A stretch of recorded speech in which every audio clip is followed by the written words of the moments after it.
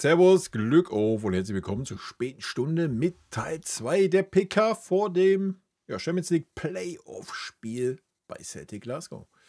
Leute, wie immer der Hinweis, bevor wir reingehen in den Bums, wenn ihr den Kanal noch nicht abonniert habt, dann tut das sehr gerne. Damit unterstützt ihr einfach das, was ich hier so tue. Vielen lieben Dank dafür. Und damit gehen wir rein. Abfahrt. Nach dem Kapitän natürlich der Chefcoach, Vincent Kompanie ist hier.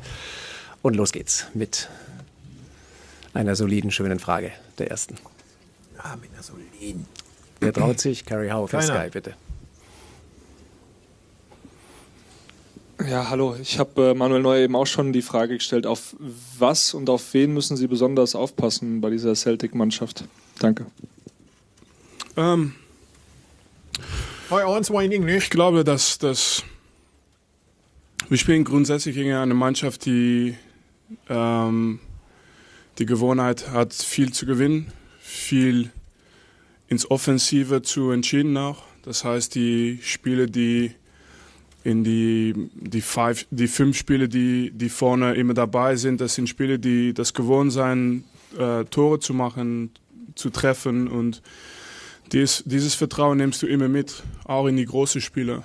Und manche Sachen machst du natürlich ein bisschen weniger, das heißt, du verteidigst vielleicht weniger tief in deine eigene Liga, aber trotzdem, dieses Gefühl habe ich immer gegen Mannschaften oder Vereine, die sehr dominant sind in ihrer eigenen Liga, dass die vorm Tor, dass sie das auch bleiben. Und ja, sie kennen ja die offensive Spiele von Celtic, und ich gehe davon aus, dass die auch denken, dass das eine Stärke ist für den. Ja, na klar, wenn du offensiv stark bist, nur weil du dann gegen starken Gegner spielst, wäre es ja dumm zu sagen, ich verzichte auf meine Stärke, die in der Offensive liegt, wa? Gerade im Playoff-Spiel, also Tod oder Gladion, wa? Gleich daneben Manuel Bunke für Merkur und TZ. Hallo Vincent. Vincent, Hiroki Ito ist jetzt wieder ein Abwehrspieler hinzugekommen. Wie ist denn seine Rolle? Geht es jetzt nur darum, dass er mal dabei ist, wieder reinschnuppert? Oder kann er sich auch so ein bisschen vielleicht doch Chancen schnell auf Spielzeiten ausrechnen, als ihm lieb ist? Und was macht er für einen Eindruck auf Sie? Hiroki war eigentlich in die Vorbereitung schon sehr gut für uns, und das war natürlich schon sehr schade für uns, dass er so lange gefehlt hat, genauso wie Stanisic. Und schön ist auch, dass wir das nie als Ausrede genützt haben oder gemeckert haben. Wir haben immer weitergemacht, aber jetzt, dass sie einmal dabei sind, dann spüren wir schon, wir können auch ein bisschen atmen in diesem Bereich. Das heißt, wenn was passiert, dann haben wir Spiele da mit Qualität und Talent. Aber vom Fitness immer schwer zu sagen. Also ich habe Hiroki trainieren sehen und der ist schon auf ganz gutem Level. Aber natürlich kann man im Moment nicht schnell ein Freundschaftsspiel organisieren, und deswegen wird es einfach vom Gefühl her sein, dass man irgendwann entscheiden muss, okay, das ist sein Moment, aber erstmal froh, dass er dabei ist. Ja, ist ja normal. Ne? Spieler mit langen Verletzungen brauchen halt auch immer die Zeit, selbst wenn sie da mal reinkommen, mal gute Leistung zeigen, dann können sie immer noch wieder in so ein Loch fallen. Man sagt ja, man braucht mindestens genauso lange, um wieder auf das Level zu kommen, was man vor der Verletzung hatte, wie die Verletzung gedauert hatte. Und da ist immer ein Fünkchen Wahrheit dran. Bei dem einen oder anderen geht es vielleicht auch mal schneller. Aber im Großen und Ganzen, ist jetzt auch nicht so, dass wir da gerade irgendwas überstützen müssen. Daneben Stefan Kumberger Und für ich Sport denke, 1. das meint der Vinny. Vincent, bisher gab es auswärts nicht allzu viel zu jubeln, also 3 Niederlagen. Das ist richtig, eine Stimme. Und bei Aston Villa und in Rotterdam war ja die Atmosphäre eine ganz besondere. Muss die Mannschaft da vielleicht noch eine Entwicklung durchmachen, um solche Stürme zu überstehen, solche heißen Phasen? Also wenn wir das müssen, dann wäre das ein Armutszeugnis. Sorry. Ja? Du hast den ältesten Kader auf dieser Welt, Alter. Wenn du dann nicht klarkommst, wenn du im Stadion spielst, wo mal richtig Stimmung ist, dann läuft irgendwas verkehrt. Ja? Also allein aus der Bundesliga sollte man das aus Dortmund und Gladbach und so weiter kennen. Gut, das ist nochmal eine Extraklasse, ja, da gehe ich mit. Trotzdem hast du super erfahrene Spieler wie Manuel Neuer, wie Kimmich und Harry Kane vorne. Kannst ja bei so Musiala vielleicht, könnte man das ja mal sagen, oder so Michael Olise oder was, die 21, 22 sind, die das noch nicht erlebt haben, aber ansonsten hast du doch eine super erfahrene Mannschaft, da darf das eigentlich kein Faktor sein. Ja. Aber klar, Publikum ist immer ein Faktor und wenn man sich davon anstecken lässt oder beeindrucken, haben wir gesehen in Feyenoord, wie es gehen kann. Ne? Ja, also ich finde, das ist okay, dass die Frage auch so gestellt wird, weil das ist Fakt und das ist halt passiert. Trotzdem bleibe ich dabei, dass wir in diesem Moment auch immer sehr gut reagiert haben. Das heißt, wir haben danach auch viele Spiele gemacht, viele Auswärtsspiele und haben wir immer gut richtig reagiert. Jetzt ist es auch nicht nur ein Spiel, es sind 2 Spiele. Ich verstehe sein Take schon, aber ja, keine Ahnung. Also da hätte man jetzt auch mal sagen können, jo, ist so, wir müssen jetzt mal einen anderen Fokus auswärts in der Champions League an den Tag legen, weil das müssen wir. Das ist Fakt. Ja, wenn du da jetzt Rotterdam wiederholst und 13:0 nach Hause fährst, dann wird es schwer, das umzudrehen. Ja? Ich gehe da jetzt nicht von aus, aber das könnte man ruhig mal sagen. Ja, man muss die Spiele natürlich ein bisschen einzeln betrachten. Aston Villa waren wir eigentlich mindestens auf Augenhöhe, wenn nicht die bessere Mannschaft. Barcelona hat uns weggefrühstückt nach 20 Minuten, wo wir auf Augenhöhe waren. Und Feyenoord haben wir das Tor halt einfach nicht getroffen, aber dann darfst du natürlich auch nicht so da untergehen vom Ergebnis her. Also, weiß ich nicht. Ja? Spieler darf man nicht vergessen. Und was er jetzt anführt, die Spiele danach, ja mal drauf geschissen, Alter. Ja, du hast dich gegen Bratislava zum Sieg gequält. Dann hast du Freiburg gehabt, was sich zum Sieg gequält. Weiß ich nicht. Ja, da war jetzt nichts, wo man sagt, bam. Ja, da war das letzte Spiel schon das beste Spiel. Und da war die erste Halbzeit, haben wir uns auch gequält. Also, weiß ich nicht. Ne? Alles gut, Ergebnisse stimmen, ist ja alles fein, aber jetzt dann zu sagen, ja, aber wir haben danach immer Reaktionen gezeigt. Ja, wenn du dann auswärts, was weiß ich, wo spielst, in Bumselhausen, Alter, in der Bundesliga, dann ist es auch einfach eine Reaktion zu zeigen. Ja, aber wenn du auswärts in der Champions League spielst, das Stadion wird brennen, Leute. Das wird Feyenoord nochmal toppen. So, ja. Die werden jeden Einwurf, jeden Ball gewinnen, die werden alles bejubeln, als wären die gerade Champions League-Sieger geworden. Ja. Kannst natürlich einen Stecker ziehen, so, wenn du früh 1, 2 Hütten machst. Ja, mal abwarten. Ne? Kann aber auch genau andersrum passieren. Also. Es ist immer das Ziel für uns, dass wir natürlich diese Schritte machen. Und ich fange jetzt nicht an mit einem Gefühl, dass wir Villa oder Feyenoord mitnehmen in dieses Spiel. Ich habe das Gefühl, dass wir Bremen mitnehmen in dieses Spiel, was wir gemacht haben und was wir geleistet haben gegen die anderen Mannschaften. Gegen so viele Mannschaften. Ja, sorry, das geht nicht. Sorry. Ja, ich verstehe, dass man sagt, ich nehme jetzt Bremen mit, so, aber das ist ein Heimspiel in der Bundesliga. Das war ein Heimspiel in der Bundesliga. Ja. Gegen Gegner, der irgendwie jetzt auch nicht so the yellow from the egg war. Aus bestimmten Gründen. Das jetzt irgendwie zu sagen, ich nehme das jetzt mit, anstatt mal rückblickend zu sagen, ja, was wir in der Champions League bisher auswärts geleistet haben, war Müll. Ja. Ich weiß nicht, ob man sich damit einen Gefallen tut, aber wer bin ich? Das werden wir morgen sehen, wa? Ob man sich damit einen Gefallen tut. Mannschaften. Aber ich würde da eher schon den warnenden Finger heben und natürlich kannst du sagen, jo, die zweite Halbzeit gegen Bremen war gut, darauf können wir aufbauen, keine Frage. Aber nochmal ein Auswärtsspiel in der Champions League ist was ganz anderes. Aber letztendlich, wir spielen jetzt 2-mal gegeneinander. Ich weiß nicht, ob das was ändert an die Psychologie von diesen Spielern, aber ja, das gibt immer der eine oder andere Möglichkeit, weil die müssen auch zu uns kommen. Auch gute Atmosphäre. In der letzten Reihe Georg Holzner für den Kicker. Kannst du auch richtig mit Celtic vergleichen, die Atmosphäre in der Allianz Arena, Alter. Wenn die 5000 Ultras in der Südkurve, wenn es überhaupt so viele sind, die Fresse halten, dann ist das Stadion tot, Alter. Dann sitzen die da mit ihren Klatschpappen wie beim Handball, Alter, oder beim Basketball und das war's. Ja, das ist eine Atmosphäre, oder was? Ja, sorry, so ehrlich muss man sein als Bayern-Fan, wa? Also da müssen wir uns ja jetzt auch nicht irgendwie irgendwas schönreden, Alter. Ja, im Europapokal gehe ich mit, ist manchmal schon richtig geile Stimmung, ja, da nimmst du auch mal ein paar Fans mit im Stadion. Ja, aber das ist natürlich kein Celtic-Niveau, Alter.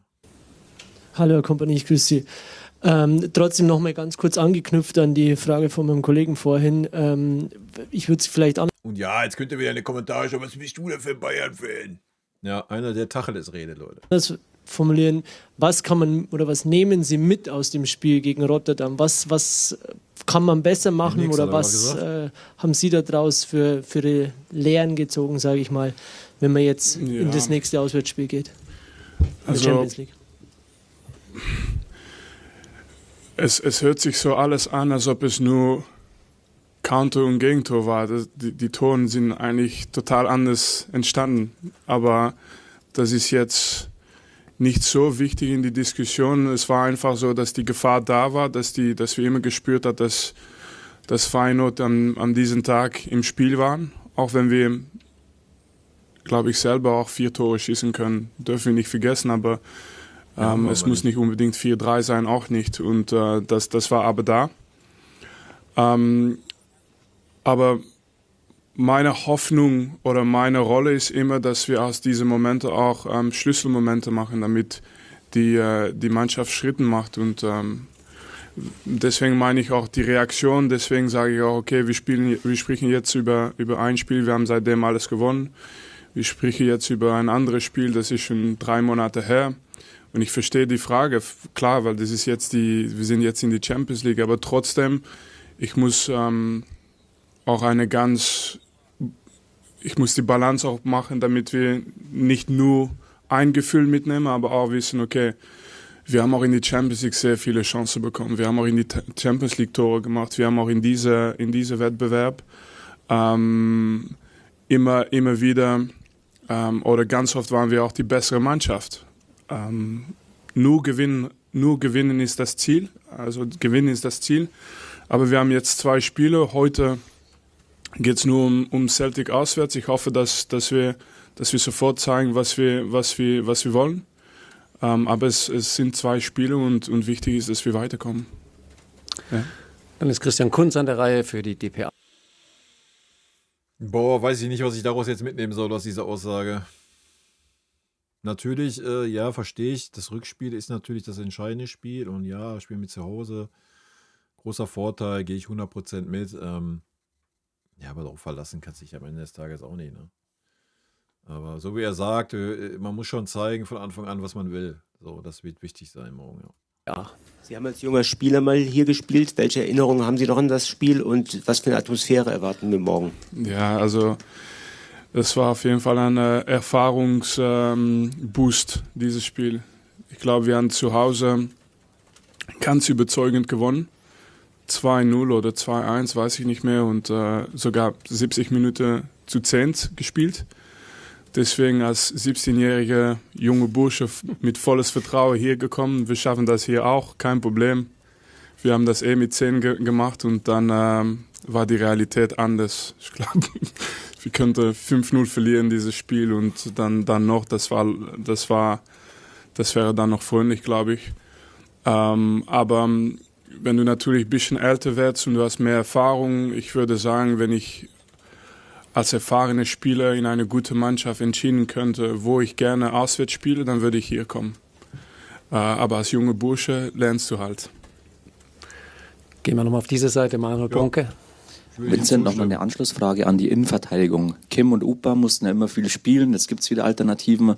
Wie ist denn Ihr Fitnesszustand aktuell? Müssen die auch mal ein bisschen jetzt nochmal auf die Zähne beißen, nochmal über ihre Schmerzgrenze hinausgehen oder sind die beide fit und spielfit?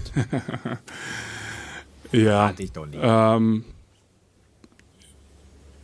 ich verstehe die Frage nicht. In dem Sinn ist es nicht anders für diese Position als die andere Position. Die andere Spieler, wir spielen alle sehr, sehr viele Spieler. Also ich nicht, aber die Spieler. Und das ist genauso für unsere Flügel, das ist genauso für die Stürmer, das ist genauso für unsere Mittelfeld. Für den Stürmer bitte. Wir haben nicht die Stürmer. Wir haben nur den Stürmer. Und es ist eigentlich überall so. Und letztendlich haben wir deswegen auch immer gewünscht, dass wir eine Karte zur Verfügung haben. Und wir haben schon immer wieder gewechselt, wenn wir könnten. Und deswegen, wir machen nie ein großes Thema daraus, aber wir haben das immer gemacht. Wir haben nie gemeckert, wir haben einfach weitergemacht. Und was auf uns zukommt, okay, wir gehen einfach, we will deal with it. Wie sagt man das? Ja, alles andere wäre auch nicht Bayern-like, Alter. Müssen jetzt nicht anfangen, aber das muss man jetzt auch nicht in jeder PK sich da rausstreichen und immer da so rausstellend hinstellen, Alter. Ist doch alles gut. Ja? Das war aber beim FC Bayern schon immer so. Ja, vielleicht Thomas Tuchel hat ein bisschen rumgeheult, aber ansonsten hat das kein Trainer getan. Was? Leben damit. Leg mal mit. Leben damit, ja. Oh, mein Leben. Okay, first row, please. Vincent, you happy to practice your English as well? Is that okay? Yes, very much so. In which case, welcome back. Thank you. You were described, not you personally, but Bayern Munich were described by Brendan Rodgers as footballing royalty. How would you describe Celtic, and how dangerous is this first match for you? We know how difficult it will be for Celtic in Munich, but how difficult will it be for Munich here in Glasgow? I think the club, obviously, both clubs stand, I think, very high in the tradition of the Champions League because of their achievements of the past. I think for myself and Naja, da gehe ich jetzt nicht mit. Ich weiß nicht, ob Celtic jetzt irgendwie die große Nummer in der Vergangenheit in der Champions League war, Alter. I think I can imagine that it would be the same for Brendan. I mean, we're all here for the next piece of the history, if you like. So that's our job, that's our role to try and achieve this next moment for our fans, for the people who are following this our teams. And I think historically, anyone that has a little bit of a deeper understanding of football would understand the home record of Celtic in this competition. And it's not just recent. It's had a period with a little bit less, but I can remember even in my time throughout my career, I can't remember Celtic losing at home in Europe. So it is a fortress. Why and how, and I think these things play out on the night, we'll see. But in the end, we give it the respect it deserves. But that's also, we also have a team who's geared to look forward to big games. So as long as we realize the magnitude of the game, I think there's nobody from our side that will treat this any different to any other top game, and with the sole ambition, of course, to win, because that's the pressure we have as well all the time. Next one on the left side, yeah, please. Hi, Vincent. You've played against Brendan Rodgers' teams many times in the past. What do you expect from his Celtic side tomorrow? How do you expect them to approach the game? Do you expect them to be on the front foot? And how much will your previous experience of playing against Brendan's sides help you? Don't know. I think that the depth of analysis you go into as a coach is slightly different than as a player. Naja, als wenn er sich jetzt darauf einstellen würde, wie Celtic spielt. Also, wir spielen unseren Stiefel runter, das tun wir immer. Und das ist auch fein so. Ja, aber du wirst dich mit Sicherheit ein bisschen. Also, ich glaube nicht, dass wir Feuer frei machen. Ja, das glaube ich nicht. Ich glaube, wir werden erstmal wie gegen Bremen ein bisschen abwartender spielen. Natürlich viel Ballbesitz versuchen. Ob das gelingen wird, ist eine andere Geschichte. Aber am Ende des Tages werden wir nicht unseren Fußball auf Celtic einstellen, was auch völlig fein ist. Und ja, in der vorigen Frage ging es darum, Celtic hat gefühlt nie zu Hause verloren im Europapokal, ist eine Festung und man weiß darum. Und ja, wir sind ein Team, was auf die Spiele gewartet hat, auf die großen Spiele. Wir werden es sehen. Ja? Es ist ein Spiel, was mit Sicherheit nicht einfach wird. Definitiv nicht. Die Frage wird sein, lässt sich Celtic pushen vom Publikum? Lassen wir uns beeindrucken vom Publikum? Dann kann es wirklich hart werden. Vor allem reicht da auch oft so ein kleiner Funken, wer früher Celtic-Spiele gesehen hat im Europapokal, auch wenn die dann 2-0 hinten liegen, auch wenn es dann mal vielleicht 10 Minuten ein bisschen ruhiger ist im Stadion, da reicht ein kleiner Funken, Alter. Und dann brennt die ganze Karre wieder. Ja, wenn es überhaupt mal 10 Minuten dann ruhig, also ruhig ist eh nie, aber es kann dann schon mal ein bisschen ruhiger werden, wenn es 0-2 stehen würde. Wir werden es sehen. The night before, as a player, you go to bed, you phone your wife, and you watch Netflix, and that's it. As a coach, I think I'm appreciating to a different level what all the other colleagues are doing. But in the time, I mean, in those days, what I can remember is it's a coincidence, but my last ever game at the Etihad for Man City was when Brendan was a coach. And I remember it was a must-win game for us, and and we didn't have it all our way, and we had a very, very strong team. So already coming to the Etihad with at that time a Leicester team where obviously Man City would have been the favourites. They pressed us. They had possession as well and made it difficult for us to recover the ball. And he's always within his squad design plays in the front line with speed and 1v1 ability. He had it at Leicester. He had it at Liverpool, of course. And I'm seeing the same design over here. But then in the end, like I said, that's me talking about a colleague, but in reality it's the players who have got to do the job tomorrow, and it's our players against his players, and they're the ones, they're the ones doing it on the night. Machen wir noch 3 Fragen, bitte. Yes, please. Yeah, Vincent, I think the first time you played away from home as a player in the Champions League was actually here at Celtic Park for Anderlecht in 2003. What are your memories of that night? And the second time away was Bayern Munich. Oh. Yeah. What were your memories of that visit here to Celtic Park? And does this feel like a full circle moment, almost coming back here as a manager? Full circle would have been if I came here towards the end of my career as a player. I think now as a coach, it's a different career, different players. But like I said, I remember it being a special night. And I don't want to drag too much nostalgia into it, but I think I was fortunate to play poorly, because I remember that Sir Alex Ferguson came to watch me that night. And if I would have played a good game, maybe he might have come in with a bid for me at the time. So I'm really happy that I ended up on the blue side of Manchester. But in the end, I was a young player, and that was the first experience for me. And I think later in your career, you sort of, like I said, look forward to these moments. If you can pick moments where you want to play and show your best football, is those moments. It's obviously tough. That's why the home record is strong from Celtic. But that makes the appetite as well bigger to be in those games. On the left side, yeah. Vincent, do you see Arne Engels as the future of the Belgian national team, and how far do you think he can go at club level? Oh, I can't make any statements for the national team. I think I'm always happy to see Belgian players do well. If I remember well, I think I've seen him even play in the youth teams for Bruges, because when I was in Anderlecht, I used to watch the youth team games a lot.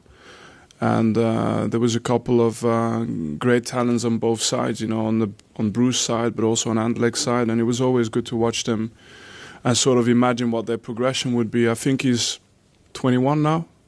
So he's in the right place. It's the right level. You get a taste of Champions League football. You get a taste of, must-win football in the league as well. I think for young players, sometimes as important as the talent is the pathway, and it doesn't always need to start with the top with the top clubs in the world. I think you start with top clubs in different leagues. That gives you that winning mentality. Then ja, die Worte erklären leider, warum die Jugendspieler bei uns nicht wirklich integriert werden. Wa? You progress if you're ready to progress. But he's got a good pathway, and many of the players from the Belgian generation.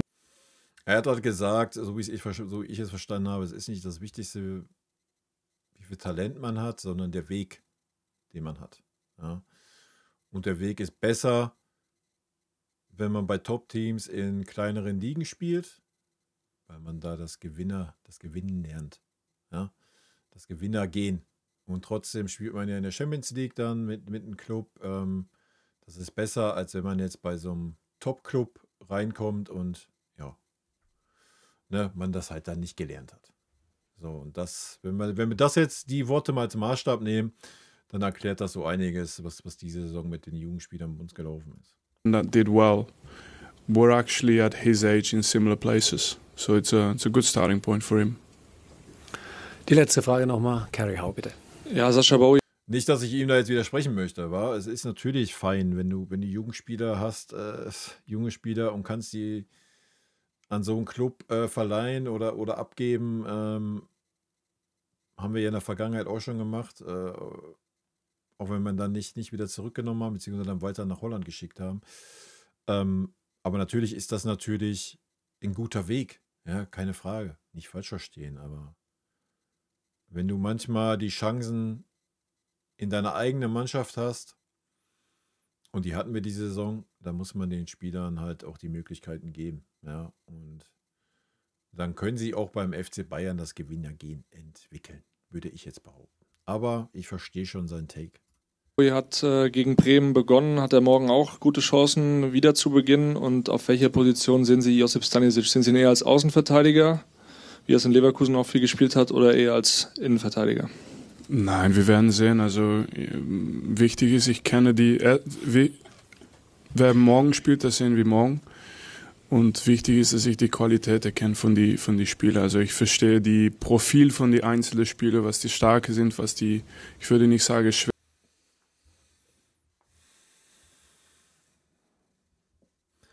Ich hau mal so einen Conny Leimer in den Raum und dann tobt euch aus. Aber was man noch extra arbeiten muss und das, ich glaube, in unserer Kaderplanung zusammen mit Max und Christoph machen wir immer,